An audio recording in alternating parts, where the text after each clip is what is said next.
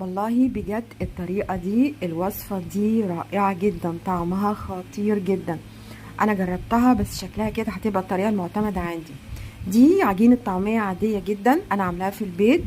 وبعدين دلوقتي انا بحشيها بالبسطرمة والجبنة الموتزاريلا، ممكن تحشوها كمان بجبنة تشيدر. بس مهم انها تكون جبنة بتمط. وبعدين هقفلها عادي جدا واحط لها شوية السمسم بتوعها من فوق ومن تحت. وبعدين هقليها في الزيت عادي جدا.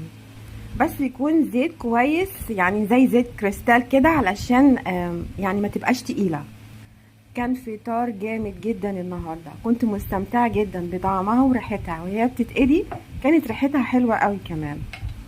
يعني الواحد كده بيفكر يعمل وصفات كتيرة قوي يدخلها مع عجينة الطعمية. واضح ان الطعمية لوحدها حلوة وكل حاجة، بس لما بنضيف لها شوية اضافات كده طعمها بيتغير تماما، بتبقى حاجة تانية حلوة قوي.